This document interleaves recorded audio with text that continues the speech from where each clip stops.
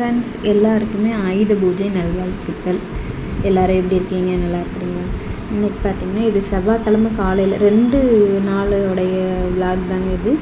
செவ்வாய்க்கிழமை காலையில் எழுந்திரிச்சதுமே முதல் வேலை சாணி போய் எடுத்துகிட்டு வருது. ஏன்னா சாணி தான் டிமாண்டாக இருக்குது. போய் சாணி எடுத்துகிட்டு வந்து தண்ணியில் போட்டு வச்சுட்டு அப்புறம் வந்து 3 மணி வரைக்கும் வேலை இருந்துச்சுங்க கம்பெனியில். அந்த வேலையெல்லாம் முடிச்சுட்டு அப்புறம் இந்த ஸ்டாண்டெலாம் வந்து இது வந்து வீட்டில் நான் பூஜை பொருள் வச்சுருக்கேன் ஸ்டாண்டு. அதையுமே வந்து க்ளீன் பண்ணி முடிச்சுட்டு அதுக்கப்புறம் பார்த்திங்கன்னா அம்மா வந்து வெளியில் அந்த காரை போட்ட பக்கம்லாம் கொஞ்சம் கசகசன்னு கல்லெல்லாம் வச்சு அடுக்கி மண்ணை போட்டுட்ருந்தாங்க.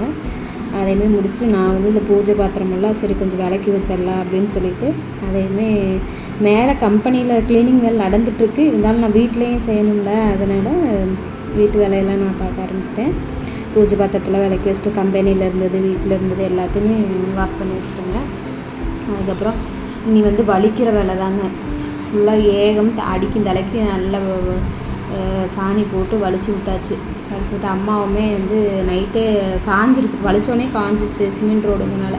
அப்புறம் அம்மாவே ஒரு கோலத்தை போட்டு விட்டாங்க.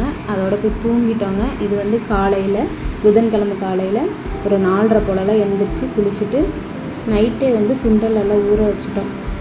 அதை வந்து அப்படியே அம்மா வந்து குக்கரில் போட்டு விட்டுலாம் அப்படின்னு சொல்லிட்டு ஒரு பக்கம் பொங்கல் வைக்கிறதுக்கு வச்சுட்டு ஒரு பக்கம் வந்து சுண்டல் வைக்கிறதுக்கு வச்சுட்டேங்க. நானுமே வந்து வெங்காயம் பச்சை மிளகா இதெல்லாம் கட் பண்ணி கொடுத்துடலாம், அம்மா கொஞ்சம் ஈஸியாக இருக்கும்ல அப்படின்னு சொல்லிட்டு நானுமே கட் பண்ணி கொடுக்க ஆரம்பிச்சிட்டேன். மற்றதெல்லாம் எடுக்க முடியல வீடியோனால். அப்புறம் சரி எல்லாமே ரெடி பண்ணிவிட்டு சாமி கும்பிடலாம் அப்படின்னு சொல்லிட்டு நானுமே ரெடி ஆகிட்டோங்க. வாங்க கம்பெனிக்குள்ளே போய் பார்க்கலாம். இது வந்து வெளியில், உள்ளே எப்படி வச்சுருக்காங்கன்னு பார்ப்போம். இப்படி எல்லாமே பூசணிக்காய் வாழைப்பழம் எல்லாமே பல வகைகள் சுண்டல் பொரி எல்லாமே வச்சுருக்குறாங்க. பழங்கள் எல்லாம் நல்லபடியாக சாமியும் கும்பிட்டு முடிச்சாச்சுங்க. நீங்களாம் எப்படி கும்பிட்டீங்கன்னு மறக்காமல் சொல்லுங்கள்.